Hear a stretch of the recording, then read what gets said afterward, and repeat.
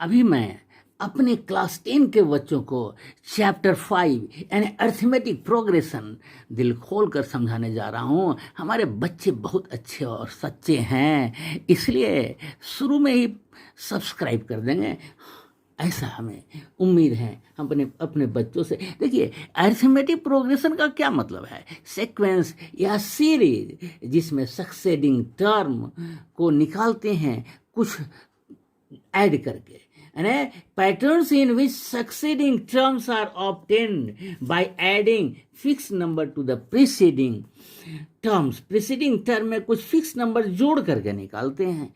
Succeeding term माने आगे वाला टर्म को निकालते हैं क्या?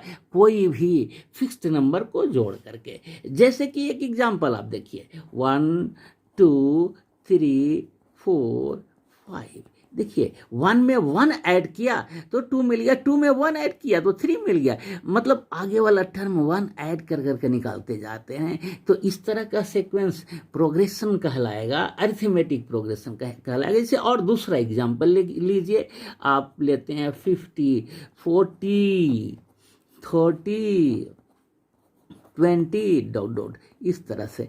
तो 50 में कौन सा फिक्स टर्म जोड़ते हैं? What fix term you are adding? तो 50 में -10 ऐड करते हैं, जोड़ते हैं तो 40 आएगा। 40 में -10 जोड़ेंगे, ऐड करेंगे तो 30 आएगा। 30 में -10 ऐड करेंगे तो 20 आएगा। इस तरीके से -10 ऐड करते करते आपको एक जो सीक्वेंस या सीरीज मिलता है, यही तो अरिथमेटिक प्रोग्रेशन है। देखिए एक और एग्जांपल, तो -100 है और एक -90 है, उसके बाद -80। तो आप देखिए, -100 में क्या ऐड करेंगे? 10 ऐड करेंगे। -100 + 10 90 होगा, 90 + 10 -80 होगा। मैंने -100 में 10 ऐड करने से -90 मिला, -90 में 10 ऐड करने से -80 मिला, -80 में 10 ऐड करने से -70 मिलेगा। इस तरह से एक जो सीक्वेंस मिला या जो सीरीज मिला, यही है अरिथमेटिक प्रोग्रेशन। तो हम क्या कह सकते हैं कि the successive terms are obtained by adding a fixed number. The successive terms are obtained by adding a fixed number to the preceding terms. Such a list of number is said to form an arithmetic progression. इस तरह के list of number, ये क्या है? List of number, list of, इस तरह के list of number को क्या कहेंगे? अरिथमेटिक प्रोग्रेशन कहेंगे। एपी माने अरिथमेटिक प्रोग्रेशन। इस तरह के लिस्ट ऑफ नंबर है ना, कि successive terms are obtained by adding a fixed number to preceding term. Such list of numbers is said to form an arithmetic progression. मतलब an arithmetic progression is a list of numbers. Arithmetic progression क्या है? List of numbers in which each term is obtained by adding a fixed number to the preceding term. Each number is obtained by adding a fixed number to preceding term, except the first term. Except preceding term. First term preceding term में add नहीं किया जाता है। First term preceding term में कोई term add करके first term नहीं प्राप्त किया जाता है, यानी फर्स्ट टर्म आपको ले लेना होगा। फर्स्ट टर्म आपको पता होना चाहिए। तो अब एक बात को समझिए कि मान लिया कि कोई एपी है ना, let us denote first term of an AP be A1। A1 क्या है? First term. A1 है क्या? First term. और A2 क्या है? सेकंड टर्म है। फर्स्ट टर्म A1, मान लिया कि फर्स्ट टर्म A1 है और सेकंड टर्म A2 है और थर्ड टर्म A3 है। तो इस तरीके से अगर हम आगे बढ़ें तो nth टर्म nवां term, let first term is A1, second term is A2, third term is A3, तो fourth term A4, fifth term A5, six term A6, तो nth term AN, nth term AN। तो समझिए इसमें common difference क्या हो जाएगा? D क्या है? Common difference. डी क्या है? Common difference. Common difference. तो कॉमन डिफरेंस कैसे निकलता है भाई? Common difference of the successive term, मतलब A2 - A1 करेंगे या A3 माइनस A2, है ना, या ये जो लास्ट टर्म है AN माइनस, इसके जस्ट पहले वाला टर्म को हो जाएगा n माइनस 1th टर्म हो जाएगा AN माइनस 1। तो ये मिला हमको D का वैल्यू, कॉमन डिफरेंस का वैल्यू हमको मिला। तो इसी तरीके से कोई भी टर्म निकाल सकते हैं, है ना। चलिए एक एग्जांपल आपको हम लेते हैं, एज ए क्वेश्चन लिख रहे हैं हम, और वो जो क्वेश्चन होगा वो इम्पोर्टेंट क्वेश्चन हो जाएगा बेसिक के लिए भी और स्टैंडर्ड के लिए भी। Write the next terms of an AP, write the next terms of an AB, write the next term of an AP। तो वो AP दिया हुआ है, AP क्या दिया हुआ है, √8, √18, √32 डॉट डॉट, ये है सीक्वेंस, ये है सीक्वेंस। तो इसके लिए देखिए फर्स्ट टर्म आपको दिख रहा है ना, फर्स्ट टर्म है आपको √8 का क्या मीनिंग हुआ, √2 इंटू 4 2 जाए, 4 का स्क्वायर रूट 2 होता है, 2√2 हो गया। अब देखिए सेकंड टर्म A2 है √18 का क्या मीनिंग हुआ, 3 इंटू 9, या 2 इंटू 9 2 जा 18, 2 इंटू 9 9 2 जा 18, स्क्वायर रूट 9 का 3√2। अगर आप थर्ड टर्म को देखेंगे तो √32 है। 32 का मतलब क्या आप समझ रहे हैं कि 2 इंटू 16 परफेक्ट स्क्वायर है, तो 16 का स्क्वायर रूट 4√2 आ गया, है ना।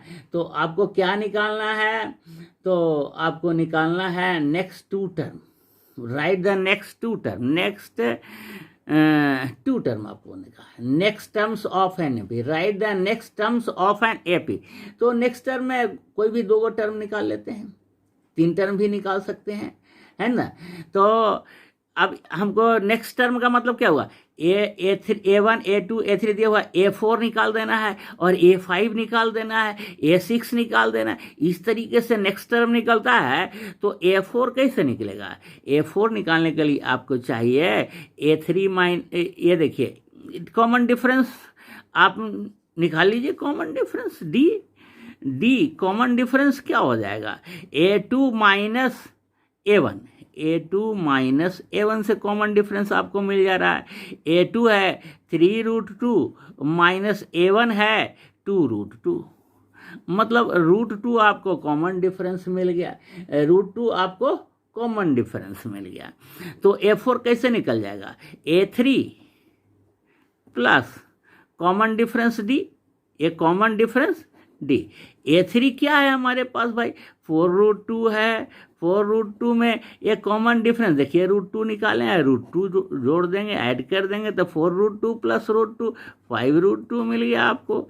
A5 निकालना है तो A4 में कॉमन डिफरेंस जोड़ दीजिए, है ना। तो आपको A4 5√2 प्लस √2 यानी 6√2। अगर A6 निकालना चाहते हैं तो A5 plus common difference D यानी 6√2 प्लस √2 यानी 7√2। इस तरीके से आप नेक्स्ट टर्म निकाल सकते हैं, निकल गया। Write the next terms of an AP, है ना, next terms of an AP। तो नेक्स्ट टर्म मैंने 2-3 को निकाल के दिखा दिया। अब हम नेक्स्ट क्वेश्चन करेंगे।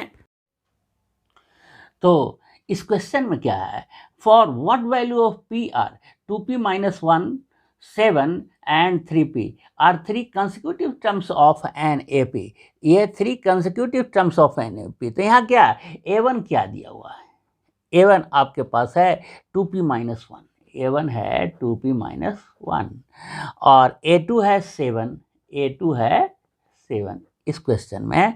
और A3 and A3 third term है 3P, 2P minus 1 first term, second term 7 और थर्ड टर्म है 3P।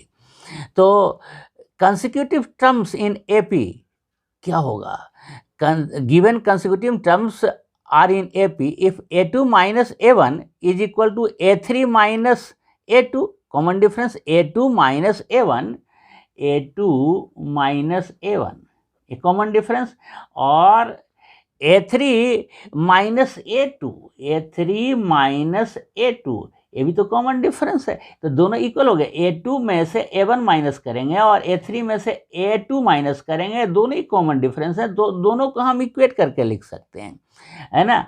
तो A2 माइनस A1, A2 है 7, A2 है 7 माइनस A1 है 2p माइनस 1, A1 है 2p माइनस 1, और यहाँ क्या है A3 यानी 3p माइनस A2 है 7। तो इसको हम सोल्व करेंगे और हम p का वैल्यू निकाल लेंगे। तो देखिए ये 7 minus 2p plus 1 equal to 3p minus 7। तो इससे आपको क्या मिल गया, 7 प्लस 1 8p